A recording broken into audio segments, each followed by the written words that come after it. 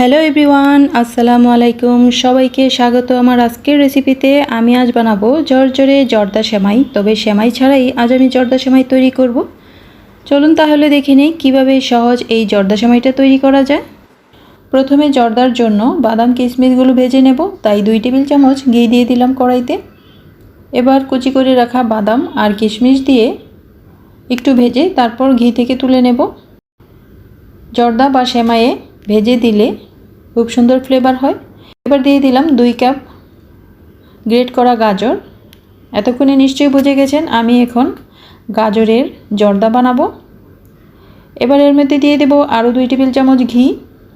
এবার ঘিয়ের মধ্যে কিছুক্ষণ ভেজে নিতে হবে। গাজরের গায়ে লেগে থাকা পানিটা শুকিয়ে যাওয়ার আগ পর্যন্ত ভাজবো। এই সময় চুলার জালটা মিডিয়াম লোতে রাখবো যেন তলায় পুড়ে না যায়। যখন এরকম ঝরঝরে হয়ে যাবে, ভাজতে ভাজতে কালারটাও চেঞ্জ হয়ে যাবে। তারপর এখানে দিয়ে দেব গাজরটা সিদ্ধ হওয়ার জন্য 1 কাপ দুধ,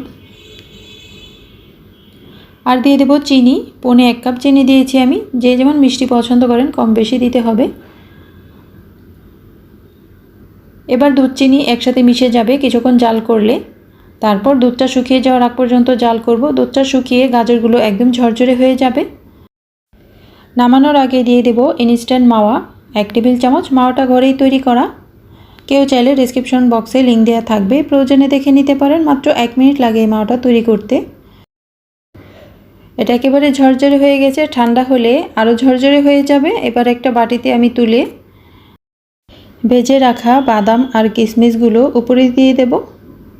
হয়ে গেল খুবই সহজভাবে একেবারে ঝরঝরে গাজরের জর্দা বা জর্দা সেমাই, যেটাই বলেন না কেন। কুচি করে সালাদ কাটার দিয়ে কেটে নিয়েছি, তাই বেশি মিহি হয়েছে। কেউ চাইলে মোটা করেও কেটে নিতে পারেন। আর এটা খেতে ভীষণ মজা হয়। যারা এখনও বানাননি অবশ্যই বানিয়ে খেয়ে দেখবেন। পরবর্তী রেসিপি দেখার আমন্ত্রণ রইল। ভালো থাকবেন। আল্লাহ হাফেজ।